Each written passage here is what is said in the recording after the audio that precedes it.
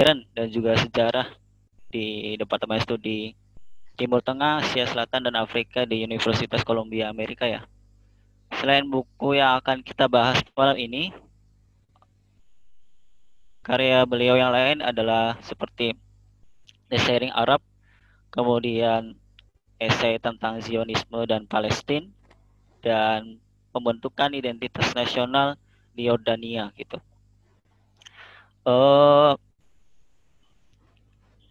Kalau dari daftar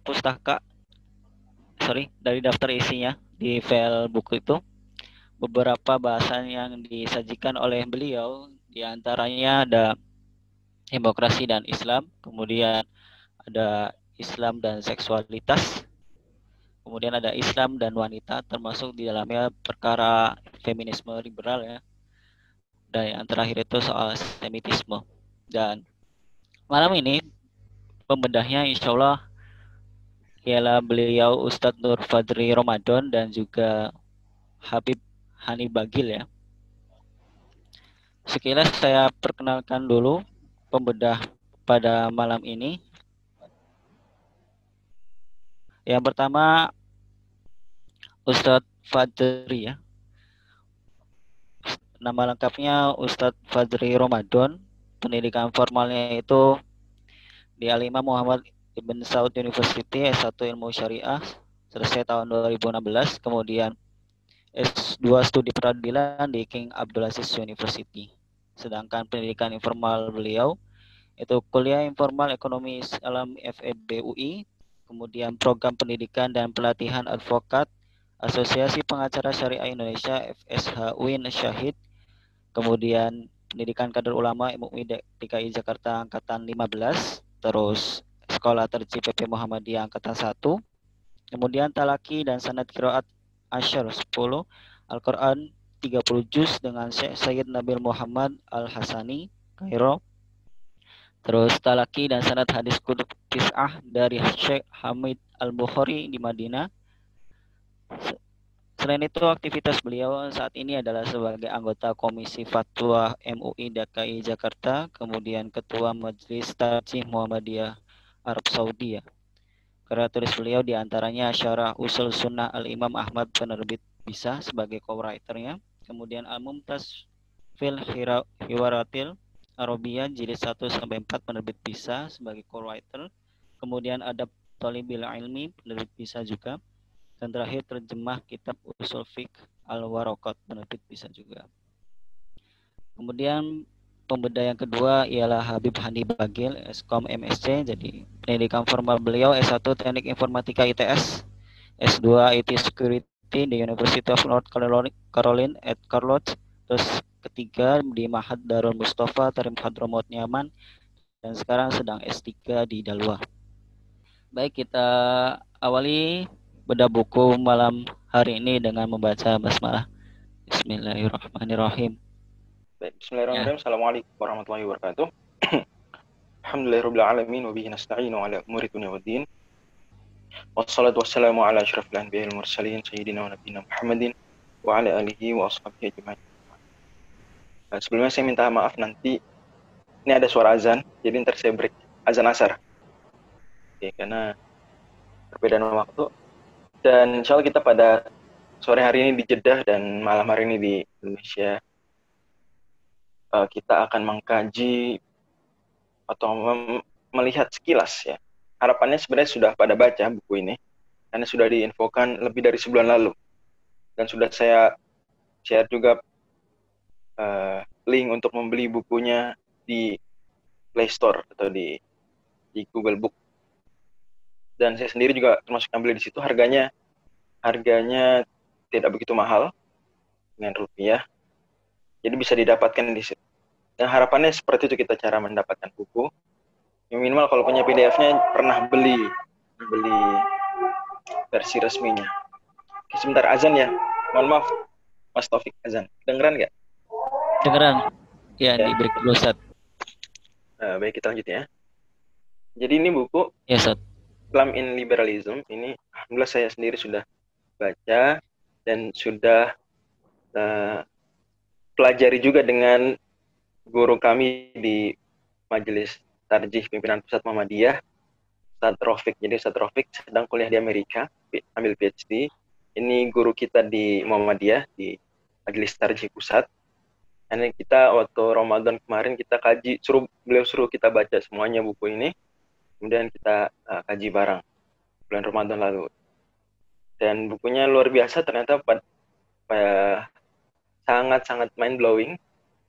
Dan harapannya juga nanti para hadirin sekalian, ini berapa hadirin nih? Bang Taufik. 22. 22 baik. Total 22. 22 yang hadir dan yang mungkin belum hadir atau berhalangan membaca buku ini. Harus banget ini. Salah satu buku jujur buat saya pribadi ini mengagetkan sebenarnya dan banyak fakta-fakta penting di situ. Islam in Liberalism ini mungkin kira-kira Mas Taufik udah baca belum nih? Dikit banyak atau sudah semua malah? Sedikit Ustaz. Kira-kira ini with us or against us nih kira-kira? Ini sejalan dengan GS atau enggak nih kira-kira? Atau setidaknya kontra betul nggak? Ini kira-kira buku orang liberal gimana ini? Kalau saya belum bisa menyimpulkan karena baru sedikit baca ya gitu. Jadi tenang saja, ini bukan buku orang liberal, justru ini buku Islam Defenders. Jadi di kalangan barat tuh ada akademisi yang dia justru membela Islam. Nah, di antara sosok tersebut adalah ini, Joseph Massad. Dan sebenarnya dia kalau di bahasa Arab bukan Massad, tapi ejaannya Mas'ad, pakai ain, Mas'ad. Beliau kelahiran, dilihat biografinya, beliau kelahiran Yordania. Beliau memang agamanya bukan Islam. Dan beliau keturunan Palestina. Ini kalau nationality-nya berarti si Palestina. Dan banyak orang Palestina memang lahir dan hijrah ke Yordania.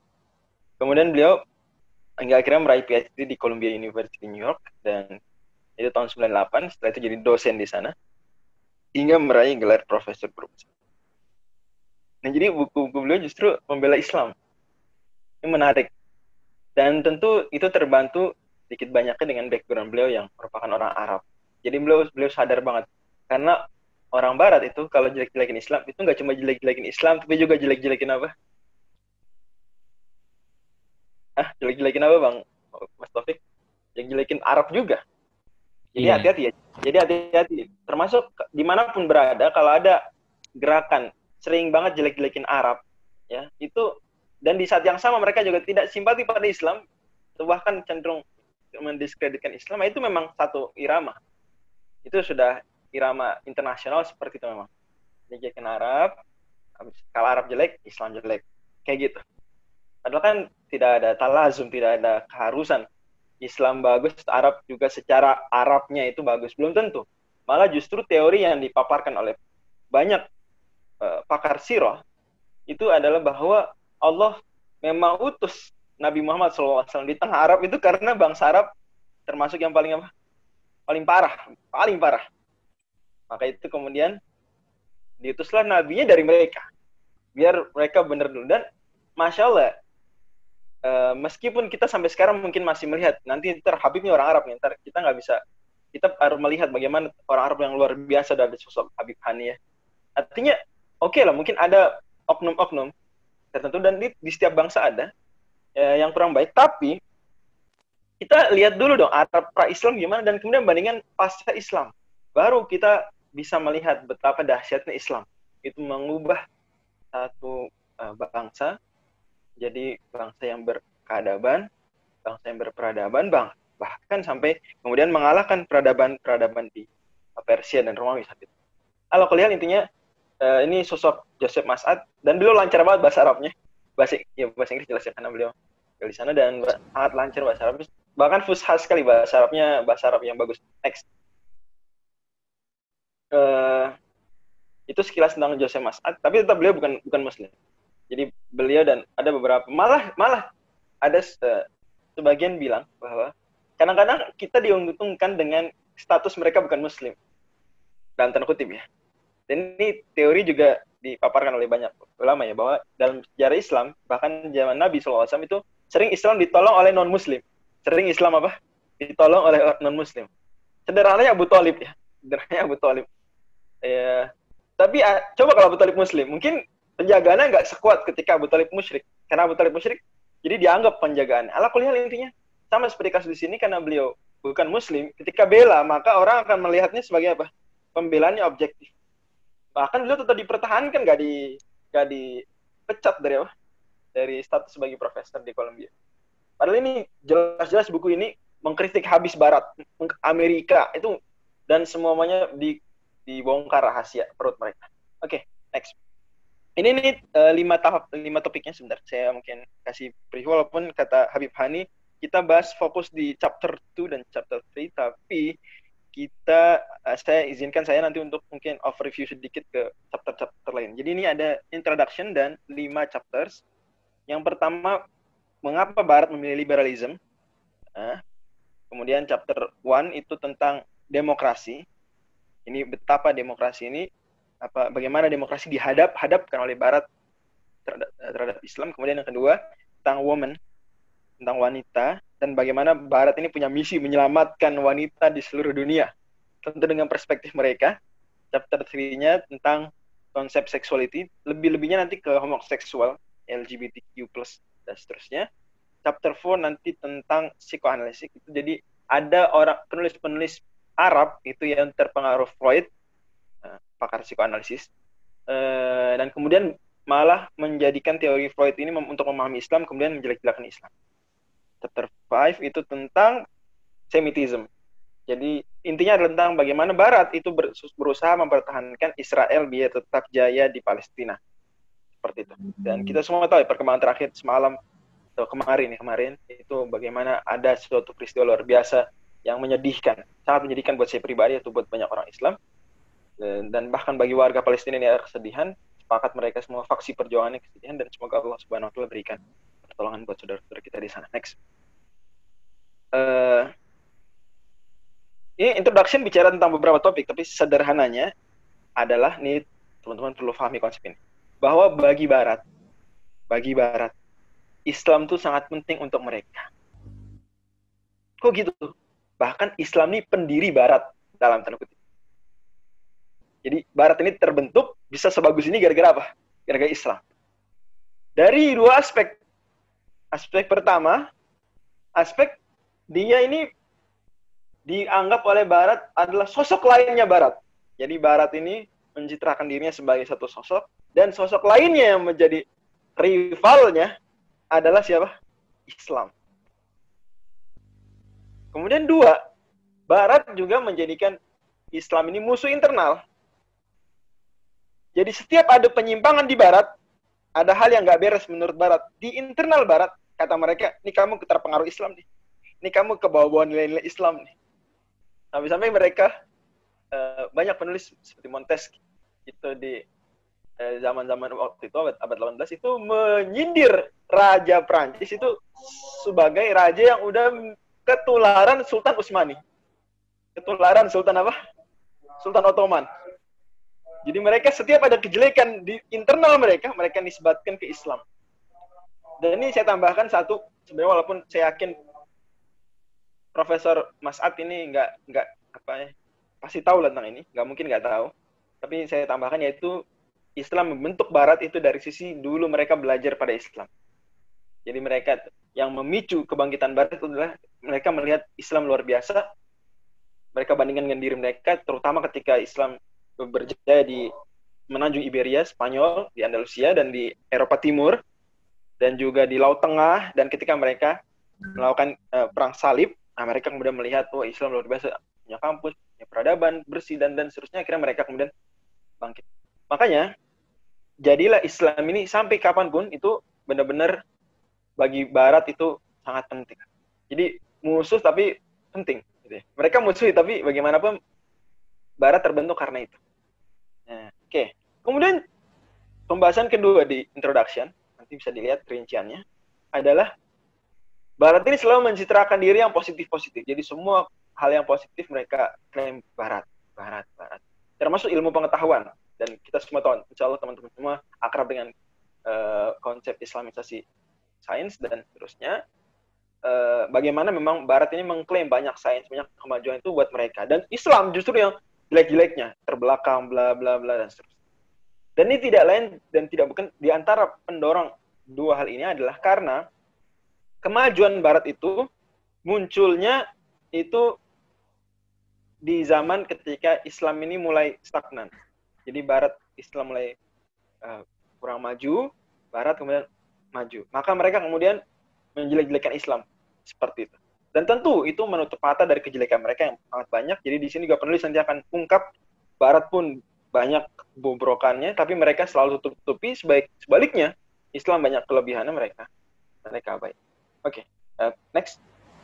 Itu tentang introduction ya. Ada kutipan menarik di introduction, saya kutip. Bisa slide digeser nggak? Muncul. Gimana Mas Taufik? Slide-nya ada masalah? Iya, sebentar Ustaz. Ada problem dikit.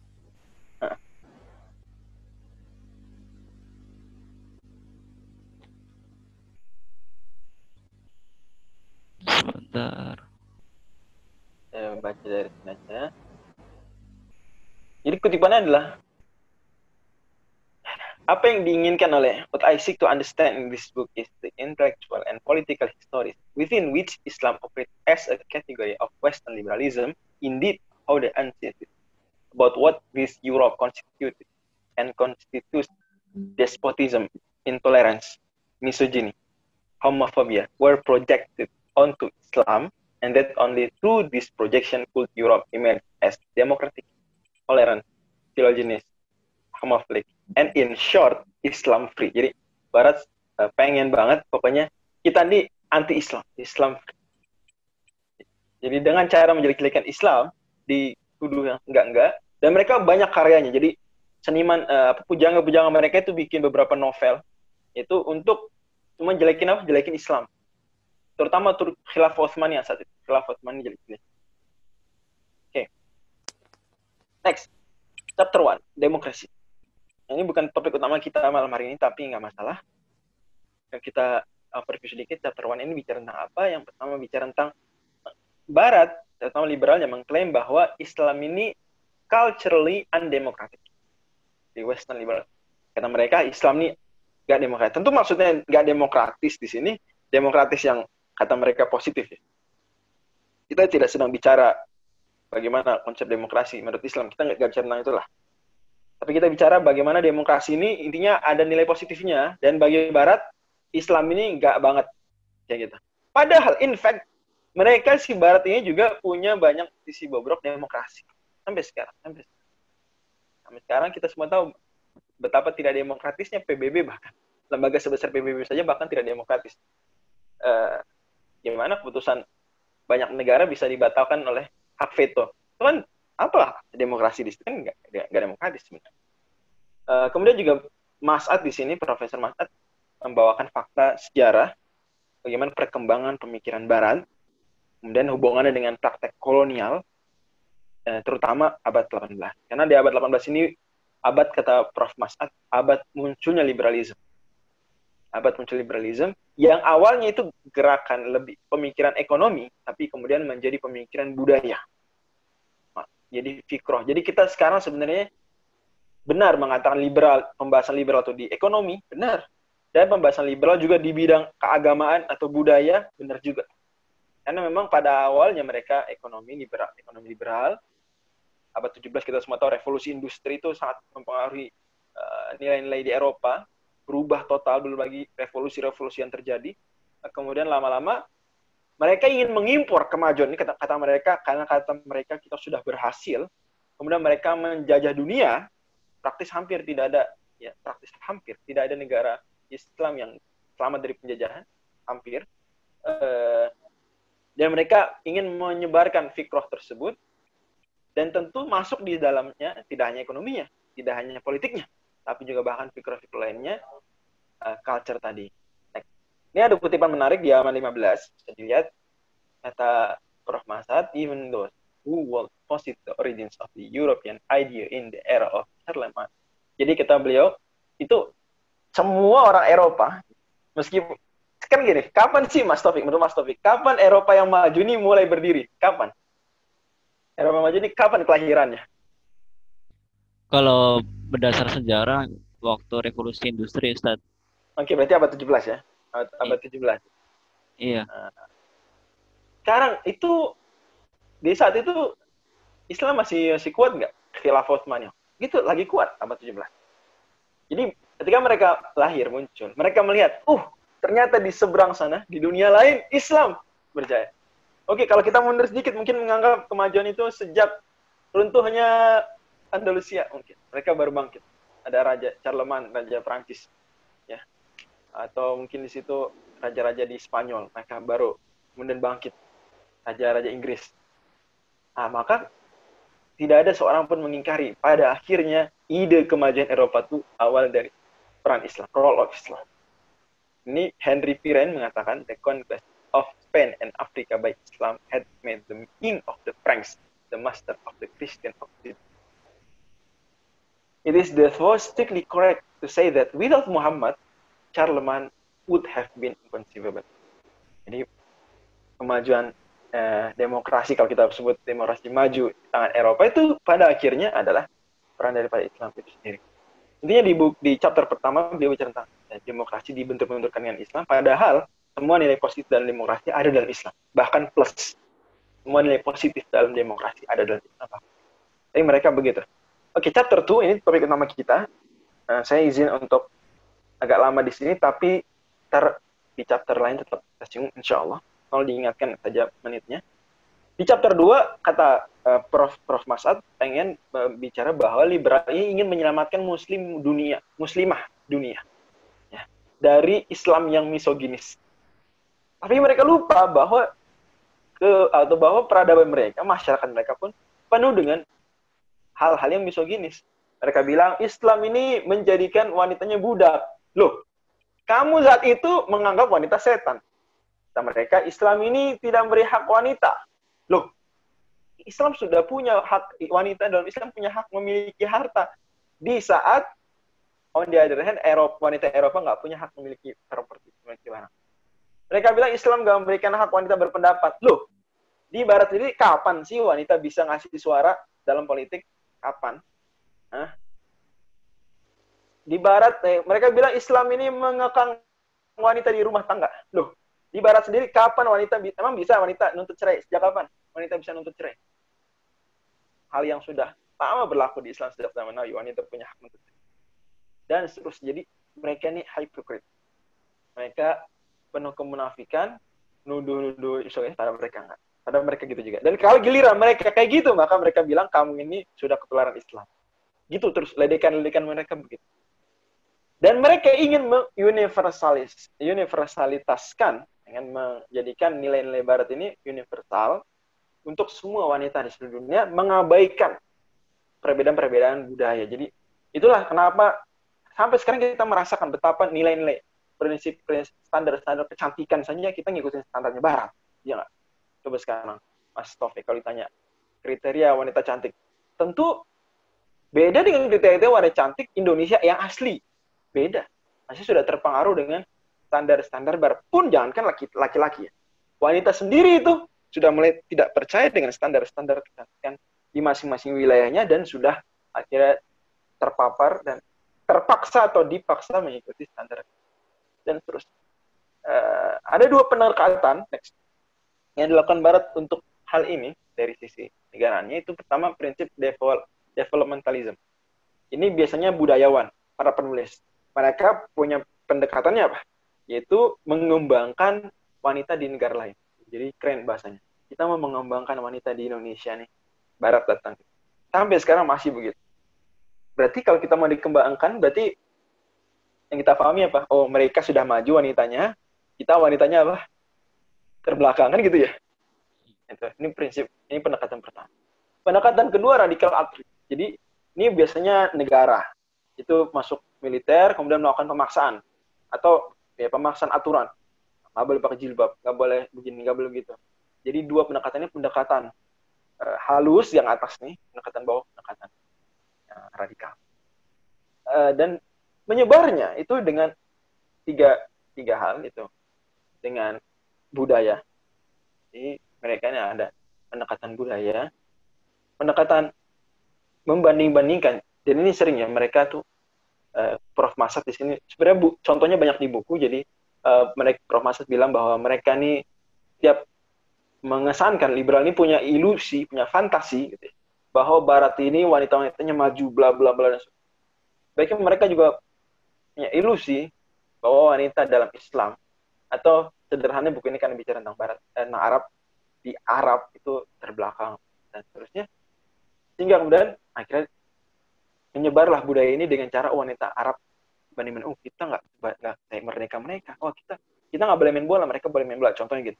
Kita nggak boleh nampilkan aurat, mereka boleh nampilkan aurat. Terus lagi belum lagi pendekatan pencampuran budaya, asimilasi. Ada beberapa kutipan menarik di chapter 2 di halaman 123 buku ini. Part of the ongoing self-making. Jadi Barat ini terus melakukan self-making. Mereka itu ya, karena tidak punya prinsip jelas. Kan kalau kita prinsipnya jelas ya, Islam mah prinsipnya Al-Quran, clear. Kita punya kepribadian sendiri. Barat nggak punya sebenarnya. Barat tuh kepribadiannya apa? Pokoknya nggak Islam, titik. Pokoknya nggak Islam. Jadi self-makingnya Barat gimana? Yaitu menjadikan Islam the other, sosok lain. Harus kontras dengan Islam. Pokoknya kontras dengan Timur, khususnya Islam. Jadi pokoknya posisi wanita atau bagaimana wanita itu harus beda dengan wanita Timur, khususnya dalam Islam. Kemudian menariknya lagi, bahwa banyak mereka menyalahkan aturan-aturan di Arab, di Islam, atau di negara-negara Islam, lebih tepatnya. Dibilangnya misoginis, diskriminatif, dan seterusnya. Lupa bahwa aturan-aturan tersebut, Mas Taufik dan teman-teman sekalian, itu hasil warisan siapa? Kolonial. Jadi sering misalnya kita dengar, wah nih pembatasan usia pernikahan nih, ya, ini diskriminatif, bla bla bla. Aturan di KUHP diskriminatif dan seterusnya. Ya. Loh, emang dihukum dari mana? Ya enggak? Benar nggak Mas Taufik? Iya. Emang Belanda dulu umur nikah 25 tahun emang? Emang Belanda? Justru Undang-Undang nomor 1 tahun 74 itu sudah naikin 2 tahun dari aturan Belanda. Gitu. Di Belanda 15 tahun sudah boleh nikah wanita. Dinaikin. Berapa di Indonesia ya, tahun 74 16 tahun gitu. Kemudian saya lupa yang terbaru naik berapa tahun jadinya? 19 apa? Oke. Ala kuliah intinya anyway justru lebih parah warisan Barat tersebut, lebih misoginis kalau mau kita sebut misoginis, lebih misoginis. Mereka bilang Islam aturan di negara-negara Islam ini diskriminatif. Loh, memang kita pakai aturan mana? Kenyataannya nggak di Arab, nggak di Indonesia, aturan yang pakai itu undang-undangnya itu. Dan ini undang-undang sebenarnya ada pembahasan lain yang kita sangat menarik sebagai anak, sebagai orang yang jurusan di bidang ini menarik sekali bahwa betul-betul sebenarnya Islam sudah dirusak, negara Islam termasuk yang kita sebut sebagai hukum Islam di Indonesia itu sendiri sudah penuh dengan nilai-nilai Barat sebenarnya. Even itu hukum Islam. Dari konsep dasarnya sekali bahkan. Dari konsep dasarnya sekali. Intinya adalah bahwa di negara Arab, di Mesir, di Yordania tempat tinggal Prof Masad, di Tunisia, bahkan sekarang mungkin negara yang paling mending itu Arab Saudi.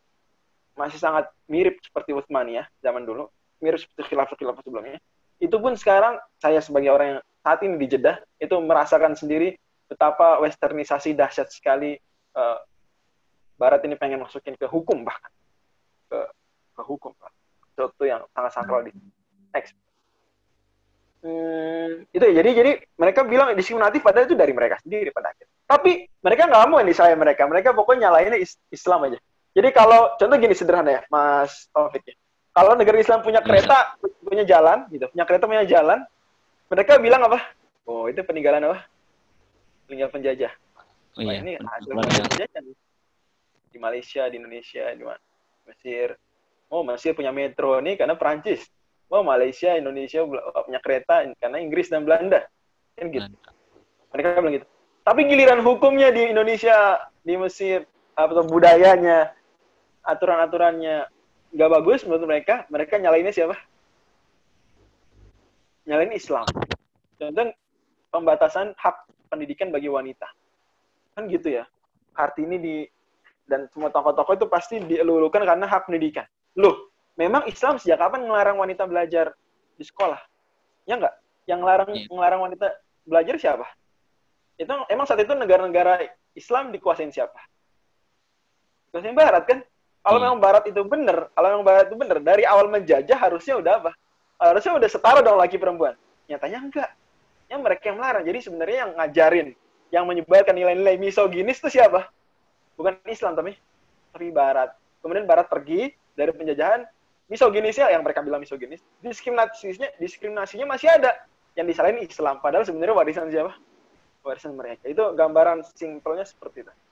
Kemudian di sini beliau bawakan fakta di halaman 208 bahwa mereka jelek-jelekin Islam, terutama Yordania sebagai contoh, karena di sana ada 25% wanita tuh pokoknya ada banyak, jumlah banyak wanita itu dibunuh oleh keluarganya sendiri. Jadi di Yordania sih punya dosen OT1 dari Yordania, itu cerita kalau di sana anak perempuannya zina, ketahuan ayahnya itu dibunuh, beneran dibunuh, literally Yordania. Ini di negara-negara Arab berlaku kayak gitu. Namanya ini pembunuhan untuk kehormatan. Qatlus syaraf namanya. Itu pidana. Tapi bagi mereka, ayahnya yang dipidana itu lebih terhormat daripada ngebiarin anaknya zina. Paham gak Mas Taufik? Ini tentu gak dibenarkan Islam ya. Ini bukan ajaran Islam. Islam gak ngajarin gitu. Islam gak ngajarin gitu. Apalagi belum nikah, masa dibunuh. Dibunuh ayahnya lagi. Gak pakai aturan pengadilan. Gak ada hukum kayak gitu. Tapi ini budaya. Nah, Barat jelek-jelekin. Tuh Islam tuh. Padahal itu bukan salah Islam. Itu budaya Barat. Budaya Arab. Yang sangat tidak Islami. Ya.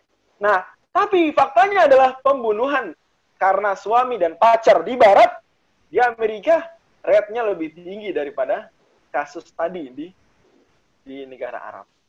Jadi mereka gara-gara pacar lebih parah. Yang bunuh pacar. Yang bunuh suami. Lebih parah. Oke, chapter 3 ini bicara tentang LGBTQ. Jadi mereka ini ingin mempromosikan secara paksa konsep LGBT ke seluruh dunia. Di sini Prof. Masad juga mengkritisi banyak aktivis Arab, ya, termasuk Sa'dawi, kemudian Mernisi itu dikritisi di sini. Dan ini sebenarnya pengembangan atau ada tambahan-tambahan buat buku beliau yang lama di Sairing Arab, ini buku luar biasa juga. Oke, ini ada kutipan menarik kata Edward Said. Edward Said penulis buku Orientalism. Imperialism is the export of identity. Jadi penjajahan sebenarnya itu menyisakan ekspor identitas. Kemudian di sini ada penjelasan bahwa one could perhaps describe decent attention. Jadi sederhananya bahwa yang sedang Barat galakkan dengan NGO mereka, dengan plus aktivis-aktivis mereka yang Barat ataupun Islam yang sudah terbaratkan, itu sebenarnya sedang menciptakan antara seksualitas versi Barat dengan sesuatu lain yang kemudian mereka sebut Islam. Jadi mereka pengen Islam versi mereka. Dan itu kita rasakan sekali ya. Ini perjuangan CGS sebenarnya sekarang sebagian besar. Chapter 4 tentang penulis-penulis Arab yang mengikuti Freud dengan pendekatan psikoanalisis. Di sini beliau mengkritisi terutama Ben Slama. Karena kata Ben Slama ini berpendapat bahwa the only tolerable Islam is the liberal form of Islam that upholds all the liberal values of European mentality and is intolerant of the Islam of the Islam. Jadi kita, iya, Islam yang toleran itu, kalau kita mungkin di Indonesia mendengar Islam yang moderat, atau misalnya walaupun Islam moderat sebenarnya itu Islam yang istilah yang benar sekali, artinya moderat itu Islam adalah moderat, tapi membuat istilah Islam moderat sebenarnya problematik.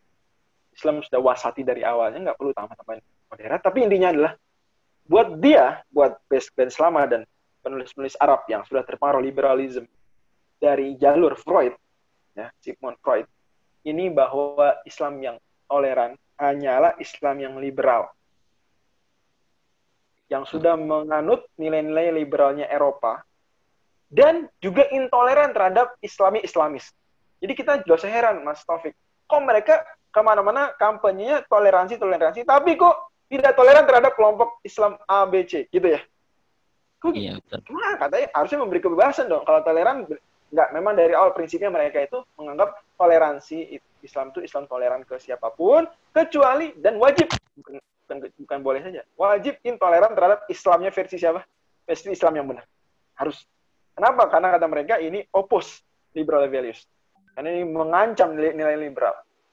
Chapter 5 tentang Palestina dan Israel. Ini buku ini jadi sebenarnya nggak cuma tentang feminisme ya, jadi banyak hal tentang liberalisme, tapi 2 chapternya tentang wanita dan LGBT, jadi kita bahas. Tapi sebenarnya chapter 5 ini politik Palestina dan Israel. Intinya adalah Barat yang membagi ada Aryan dan ada Semit.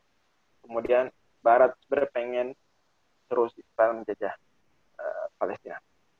Nah, kutipan menarik dari Said bahwa satunya pelajaran yang disampaikan adalah bahwa untuk melupakan Semitism, untuk melupakan orang-orang Semit adalah kita harus terus ingat mereka.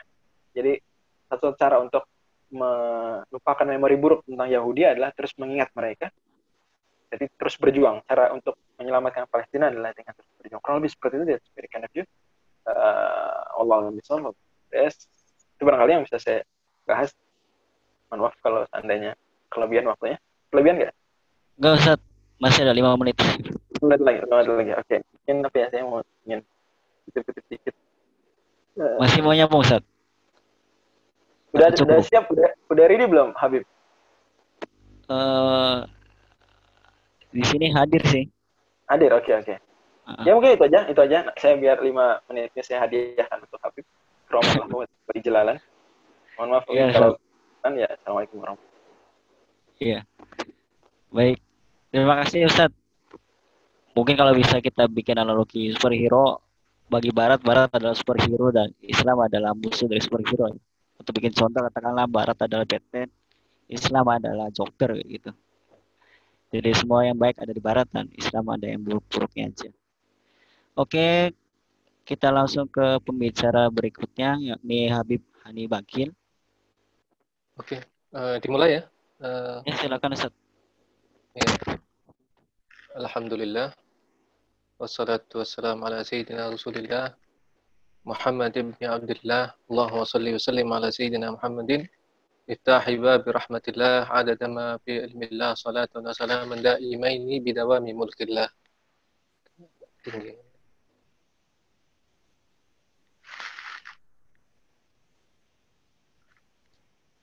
Alhamdulillah.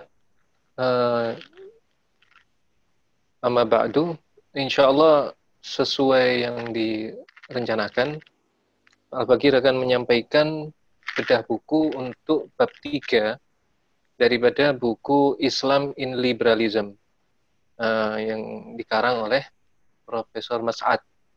Alhamdulillah, tadi banyak kita dapat pencerahan dari Ustaz Fajri, jazakallahu khair. Di bab ketiga ini khusus membahas kaitan antara Islam dengan seksualitas, sexuality dan Islam. Jadi di Profesor Mas'ad ini ingin mengkaji bagaimana Barat dengan ideologi liberalismenya itu mengkaitkan antara kata dan makna dari istilah seksualitas dan juga kata dan makna dari Islam. Dikaitkan keduanya itu dari sudut pandang liberalisme. Nah, mungkin di next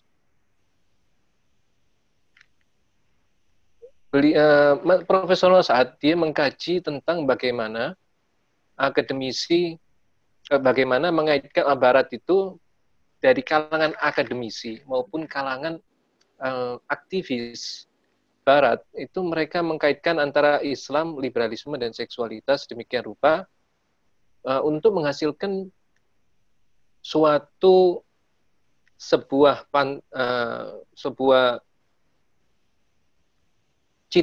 pencitraan gitu ya, bahwasanya Barat itu adalah surga kesetaraan dan toleransi bagi kaum homoseksual.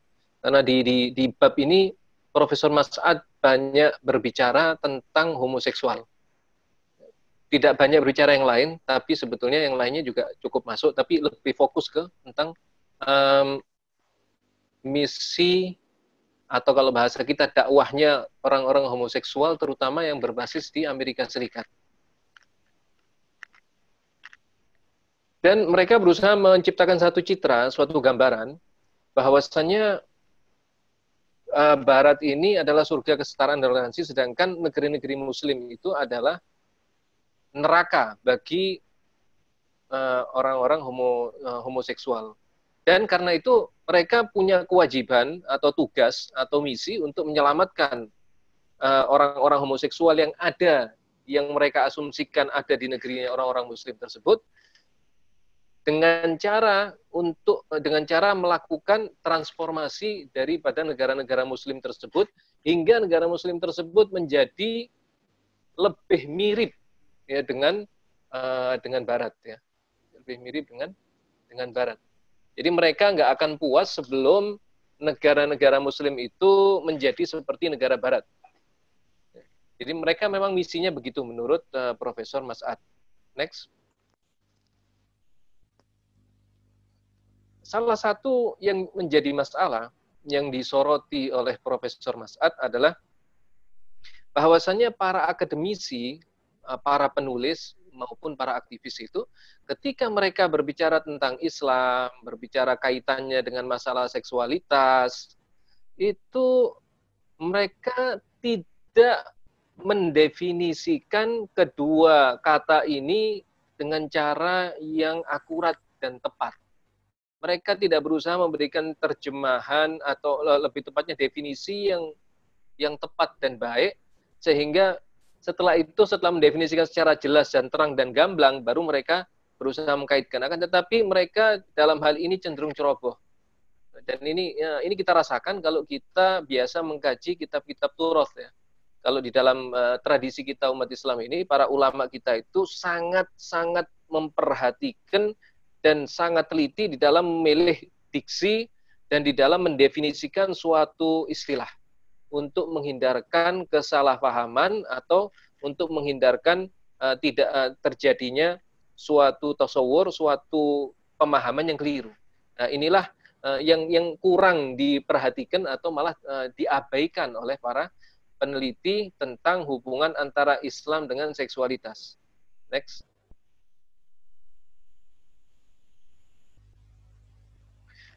Di permulaan dari bab ini, penulis sudah menyatakan bahwasanya inti dari pembahasan bab ini, bab ketiga ini, adalah yang pertama, dia berargumentasi bahwasanya, dan ini bisa kita lihat juga di Wikipedia ya, seksualitas atau sexuality adalah istilah yang sebetulnya khas Barat. Khas Barat, yakni sebuah istilah atau suatu pemahaman yang muncul dari dalam konteks sejarah dan budaya Barat. Itulah kalau kita buka di Wikipedia itu juga disebutkan bahwasanya istilah seksualitas itu adalah istilah yang khas muncul dari konteks sejarah dan budaya Barat. Itulah sebabnya kalau kita teliti, kalau kita sebagai orang Indonesia ya, mendengar kata-kata seksualitas itu maknanya tidak langsung hinggap di kepala kita. Seksualitas itu maknanya apa gitu ya? Apakah dia berbicara tentang jenis kelamin, apa dia berbicara tentang apa? Itu nggak nyantol gitu di benak kita.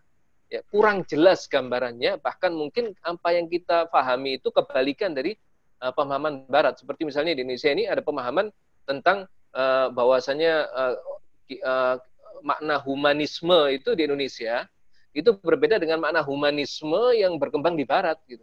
Ya, misalnya di Indonesia makna humanisme itu yakni bermakna manusiawi gitu ya. Tapi kalau di Barat humanisme dalam filsafat mereka bermakna sebagai menjadikan manusia sebagai pusat dan mengabaikan Tuhan gitu ya. Jadi tidak berpusat kepada Tuhan tapi kepada manusia sehingga tidak membutuhkan kepada wahyu. Jadi peristilahan ini syarat dengan makna-makna yang berkembang melalui suatu sejarah yang panjang yang kalau orang bukan Barat itu akan kesulitan memahaminya secara gamblang hanya dengan mendengarkan kata-kata seksualitas. Nah, ini mereka mengasumsikan dan menganggap dan meyakini bahwasanya kata-kata seksualitas ini mereka universalkan. Mereka anggap ini kata-kata universal yang harus disebarkan ke seluruh dunia. Kemudian poin yang kedua yang disampaikan oleh penulis di bab ini, dia berbicara mengenai gerakan homoseksualitas yang gerakan homoseksualitas dunia itu bersumber pertama dari dari Amerika Serikat.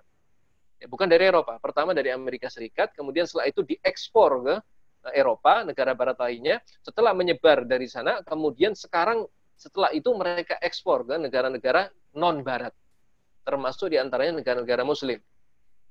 Di mana sebetulnya gerakan gay movement itu adalah sebuah produk sejarah. Jadi ada background, ada latar belakang, ada sejarah yang panjang, kenapa sampai muncul gerakan gay movement atau gerakan homoseksual ini, yang khas Amerika Serikat, yang sangat syarat dengan identitas Amerika Serikatan, dengan pandangan-pandangan ke Amerika Serikatan, yang akan tetapi ini diekspor bahkan ke Eropa dan ke seluruh dunia. Ya. Kemudian dia mengklaim sesuatu yang bersifat khas, partikular, sesuatu yang tidak universal. Dia muncul hanya dalam konteks sejarah barat dan hanya bisa dipahami dengan konteks itu. Itu kemudian mereka ketok palu, ini adalah sifatnya universal dan ini harus bisa diuniversalkan. Maksudnya harus diekspor seluruh dunia dan seluruh dunia harus mengadopsi. Ini dari sini kita melihat bahwasanya kenapa ini menjadi bertentangan, pasti akan berbenturan dengan Islam, pasti, karena Islam itu agama universal yang meliputi semua manusia, semua tempat, semua zaman. Setelah Rasulullah SAW, dia yang mana agama lain hanya sifatnya setempat gitu. Nah, dalam hal ini ya, liberalisme, sebagaimana disampaikan sama Ustadz Fajri tadi, beliau sampaikan, dia mengklaim dirinya juga universal. Dan dia juga ingin untuk menyebarkan ide-idenya ke seluruh dunia. Ya, sehingga ketika ide yang dibawa oleh liberalisme ini, diantaranya salah satunya yang mereka bawa adalah gay movement, homoseksual, toleransi terhadap homoseksual itu, ketika mereka ingin sebarkan ke seluruh dunia, maka mereka salah satunya kalau masuk negara muslim pasti akan berhadapan dengan Islam. Dan dengan orang-orang aktivis muslim atau dengan kaum muslimin. Pasti akan berbenturan, tidak mungkin tidak berbenturan. Ya, sama-sama mengklaim universalnya, akan tetapi berbeda secara diametral dalam hal ini. Kemudian poin yang ketiga, argumentasi Profesor Mas'ad,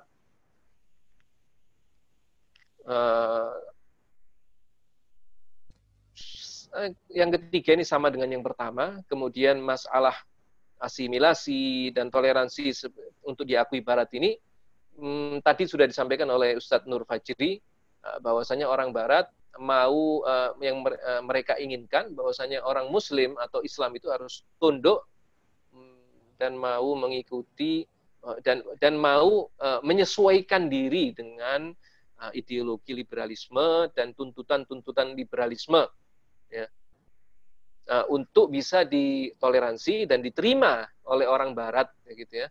Tapi selama itu tidak kita lakukan, tidak dilakukan oleh orang Muslim maupun oleh ideologi lain yang tidak sejalan, maka Barat tidak akan pernah mengakui.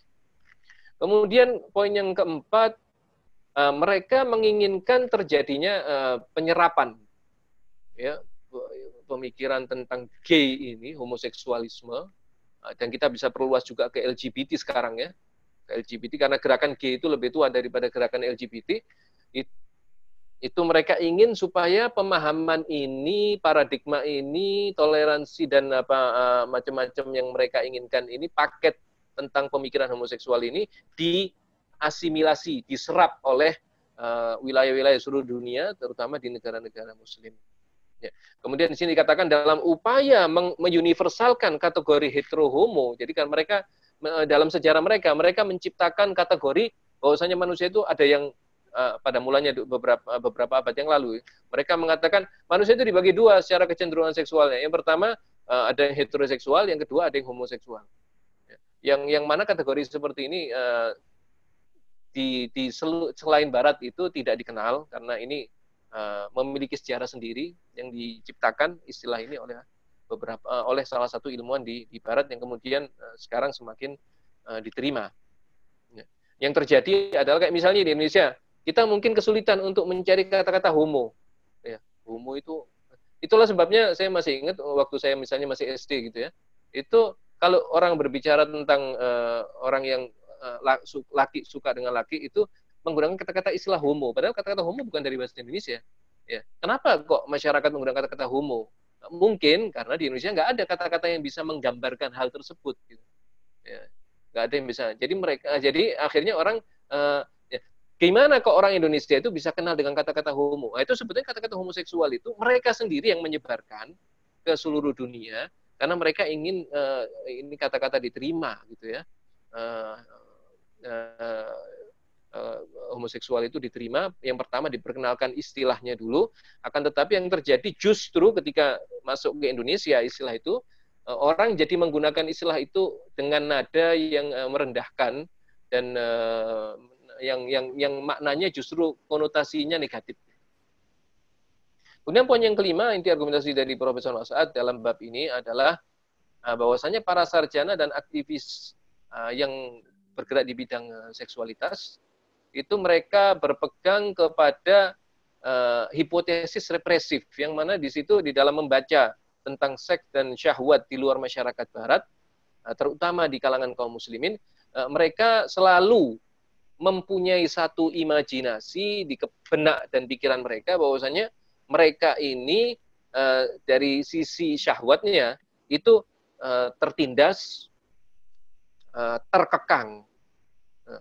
Karena itu mereka perlu masuk untuk membebaskan keterkekangan ini untuk membebaskan mereka dari ketertindasannya, ya, untuk menyelamatkan orang Muslim dari agama Islam. Itu yang sampaikan. Next. Selanjutnya, Mas Wawan. Ya, sebentar, Ustaz. Kesimpulan yang disampaikan oleh penulis Profesor Mas'ad bahwasanya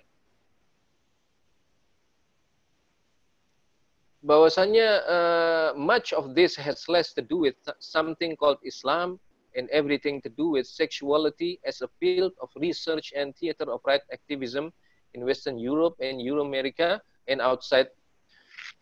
Bahwasanya sebetulnya ketika berbicara tentang hal ini, sebetulnya bukan mereka itu fokus ke Islamnya, kan tetapi itu lebih ke arah sebagaimana disampaikan Ustadz Fajri tadi, mereka berusaha mendefinisikan diri mereka sendiri itu dengan cara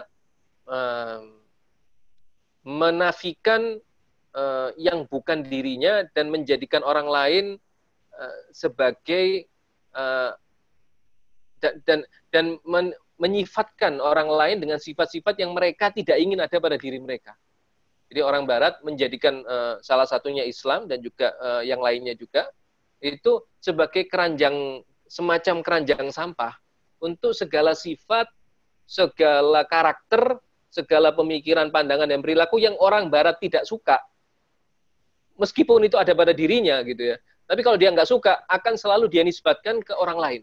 Akan dia nisbatkan ke budaya lain. Dia nisbatkan ke peradaban lain. Itu pendekatan mereka.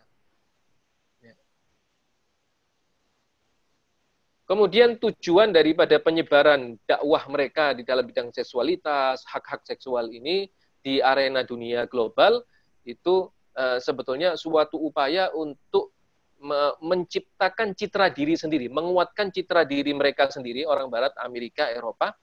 Kemudian suatu pencitraan, baik pencitraan kepada orang luar maupun pencitraan kepada internal mereka sendiri, bahwasanya Eropa itu adalah pusat budaya dan peradaban yang bersifat liberal, yang mana mereka mendefinisikan liberal itu identik dengan satu, toleran, yang kedua adil, yang ketiga dia itu bersifat membebaskan, kemudian yang keempat bersifat berkemajuan dan bersifat mencerahkan. Sedangkan hal-hal yang kebalikan dari ini itu mereka akan selalu katakan bahwasanya selain Barat itu sifatnya pasti kebalikan itu. Jadi kalau orang Barat itu toleran, maka selain Barat itu pasti itu tidak toleran. Kalau misalnya mereka mendefinisikan diri sebagai adil, maka orang lain pasti adalah tidak adil. Jadi berarti orang asli Islam Muslim tidak adil. Kalau mereka itu membebaskan, maka orang Islam itu menindas. Kalau mereka ini kemajuan, maka orang Islam itu pasti kemunduran. Kalau mereka ini tercerahkan, maka berarti orang Islam itu salah jalan. Selalu begitu cara berpikir mereka, selalu binary ya, binary 01 10. Jadi kalau mereka 1, orang lain pasti nolnya gitu. Karena itu Amerika dan Eropa ingin memposisikan diri dan mencitrakan dirinya sebagai gurunya dunia, sebagai bangsa umat yang superior di dalam segala hal, dalam semua hal. Bahkan hal-hal yang kita anggap jelek itu mereka merasa itu justru bagus, mulia. Kita menganggap membuka aurat itu sesuatu hal yang tidak baik, tapi mereka justru ini kemajuan. Kita menganggap perzinahan itu sesuatu yang hina dan rendah, tapi mereka ini justru kemajuan. Ya, kita menganggap homoseksualisme itu suatu hal yang nista, tapi mereka mengatakan ini justru. Nah, jadi mereka memposisikan diri sebagai guru dunia dan memaksakan nilainya kepada seluruh dunia. Yang jadi masalah adalah mereka merasa dirinya sebagai semacam nabi. Ya, ini kalau istilah nabi, raja, pembuat syariat ini adalah istilah saya, bukan Profesor Mas'ad. Jadi mereka ingin memposisikan dirinya sebagai nabi, raja, bahkan Tuhan, sebagai pembuat syariat, yang mana dia sifatnya universal, semua orang harus ikut di dunia. Next.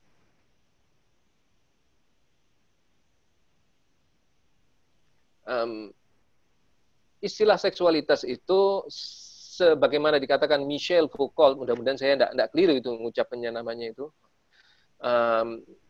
dia mengatakan bahwasanya istilah ini istilah baru gitu. Istilah kata-kata seksualitas ini, sexuality, baru muncul kira-kira permulaan abad ke-19. Dia mengatakan fakta ini adalah fakta yang tidak boleh kita remehkan, tapi juga tidak boleh terlalu kita anggap signifikan. Next. Next. Kemudian salah satu argumen yang disampaikan oleh Profesor Mas'ad, dia mengatakan bahwasannya paham seksualitas itu menyebar, saya sengaja tidak mendefinisikan ya, kata-kata seksualitas itu apa gitu ya. Karena memang Profesor Mas'ad tidak mendefinisikan. Dan Profesor Mas'ad tidak mendefinisikan itu nampaknya disengaja. Dia tidak mendefinisikan apa itu seksualitas. Dan juga Profesor Mas'ad tidak mendefinisikan apa itu liberalisme. Ini salah satu reviewer, ada yang mengkritisi ini. Kenapa kok Profesor Mas'ad tidak mendefinisikan? Padahal orang kalau tulisan ilmiah itu yang pertama, yang paling penting dicari orang itu apa definisi liberalisme, apa definisi seksualitas. Akan tetapi di sini dia sengaja untuk menghindari itu. Ya, mungkin salah satunya untuk menunjukkan betapa suatu istilah yang tidak Anda definisikan secara jelas itu pasti menjadi kabur. Ya, dan itu adalah suatu kesan yang ingin dia berikan kepada pembaca. Supaya pembaca itu seolah-olah sadar bahwasanya Anda tidak bisa berbicara tentang sesuatu tanpa mendefinisikan, tanpa membuat jelas. Ya. Itu adalah salah satu poin yang bisa kita ambil dari Profesor Mas'ad. Dia mengatakan bahwasanya paham ini ada mengikuti penyebaran daripada modal kapitalis Barat. Di Barat sendiri munculnya juga homoseksualitas ini atau seksualitas ini munculnya di kalangan kelas high class pertama ya, di kalangan yang orang-orang yang high class. Kemudian dampaknya ketika mereka menyebarkan pemikiran tentang seksualitas ini ke luar Barat, itu hasilnya ternyata berbeda dengan yang mereka harapkan atau mereka inginkan. Ya. Kemudian paham ini kemudian next.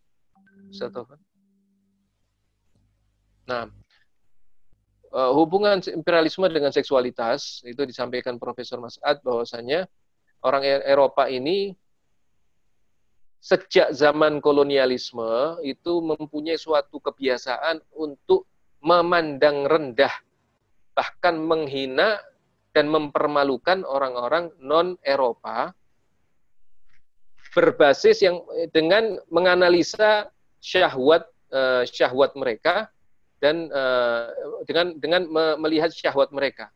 Ya. Ketika zaman dulu, zaman kolonial, mereka membandingkan praktek-praktek atau kondisi seksualitas syahwat atau seksual di masyarakat yang mereka jajah itu mereka bandingkan dengan nilai-nilai Eropa Victorian di zaman itu. Ya. Nah, sekarang kita masuk tentang bagaimana orang Barat itu di dalam upayanya menyebarkan homoseksualitas ke seluruh dunia. Next. Ya. Salah satu yang jadi studi kasus ini, kita singkat saja, mereka mendirikan ya orang-orang Barat untuk menyebarkan paham seksualitas di negara Timur Tengah. Dalam hal ini di Lebanon, mereka orang Barat dari luar, bukan orang Lebanon, menciptakan satu organisasi di dalam Lebanon, namanya Helm. Organisasi ini tidak ada anggotanya pada permulaannya, karena yang didirikan bukan orang Lebanon. Kemudian mereka berusaha merekrut orang Lebanon ke dalamnya, ya. Kemudian berusaha menciptakan suatu komunitas orang-orang homoseksual di Lebanon. Yang tadinya komunitas itu tidak ada, mereka ciptakan supaya ada. Ya, dengan duit yang berlimpah, ini kita lihat ada daftarnya, Ford Foundation dan lain-lain ya, Duta Besar Belanda. Kemudian kita bisa melihat di situ ada Bank Dunia. Kita juga bisa lihat yang terlibat UNAIDS. Jadi ini macam-macam organisasi besar dunia terus, Mas. Dan yang menarik adalah kalau kita singkap sejarah Helm ini, Al-Helm, itu kita akan kesulitan karena pendirinya sendiri malu gitu. Orang-orang pengurusnya sekarang itu malu untuk membuka sejarah mereka karena sejarah ini jelas-jelas disponsori negara asing. Silakan Mas. Berikut.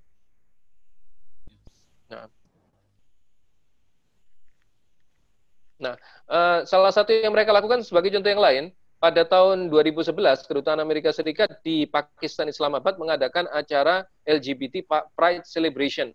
Mereka di situ memberikan suatu press release mengatakan bahwasannya kita mendukung hak asasi manusia termasuk LGBT yang ada di Pakistan.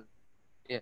Jadi mereka berusaha untuk menciptakan satu komunitas LGBT dengan mengatakan kalian muncul dan bentuk komunitas itu kami yang akan backing dari belakang. Ya. Kemudian juga Gedung Putih era Obama, ini terkenal sekali ya, era Obama. Obama itu dari Partai Demokrat ya, liberal di sana itu. Obama adalah presiden pertama dalam sejarah Amerika Serikat yang melegalkan pernikahan sejenis, yang menimbulkan rasa amarah dan dendam orang-orang Kristen di Amerika Serikat, sehingga pemilu berikutnya banyak sekali orang yang beralih ke partai konservatif.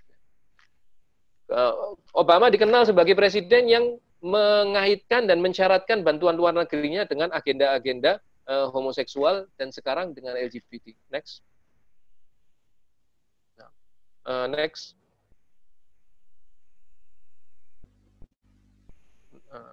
Next lagi.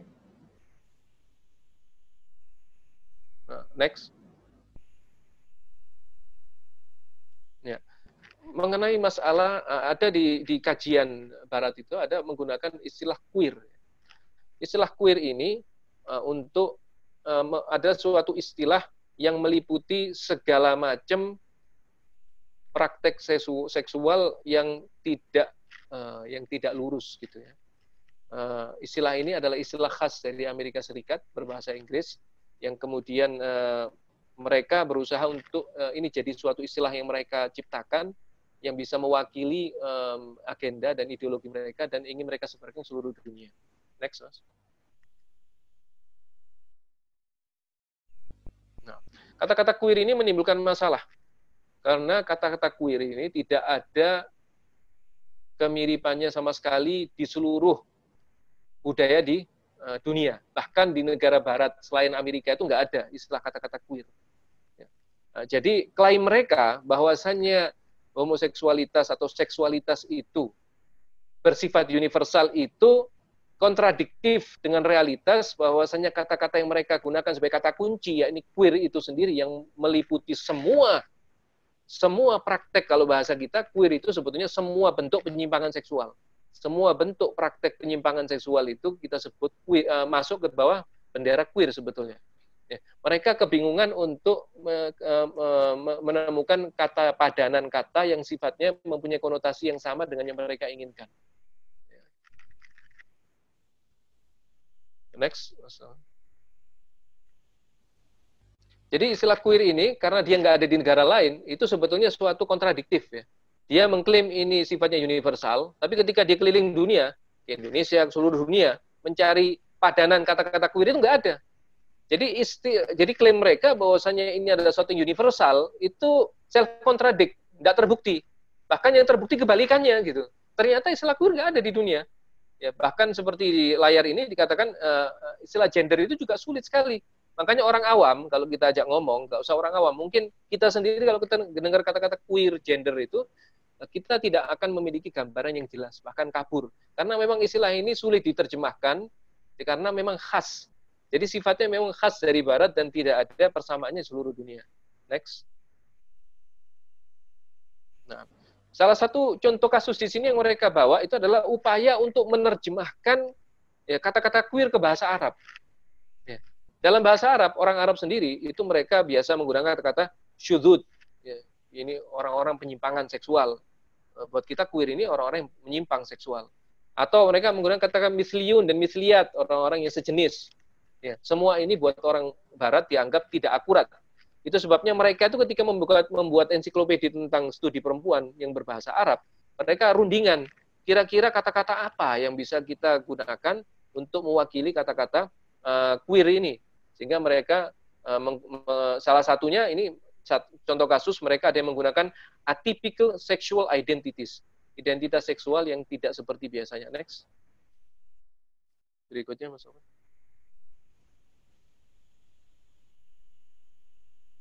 Nah, seperti kita jelaskan tadi, kata-kata queer ini nggak ada persamaannya di tempat lain, sehingga menimbulkan benturan antara sesama aktivis LGBT atau queer ini, mereka satu sama lain saling berbenturan, terutama antara Amerika dengan negara yang lain. Di sini dikatakan bahwasanya orang dari salah satu aktivis mereka dari Argentina mengkritik imperialisme budaya daripada budaya gay Amerika. Jadi ketika gerakan gay Amerika internasional berusaha menyebarkan homoseksual ke seluruh dunia itu, mereka menyebarkannya dalam satu paket dengan paket budaya keamerikaan. Ya, sehingga ini menimbulkan perlawanan dari beberapa aktivis LGBT yang lain. Ya, next, Mas. Nah, kemudian next.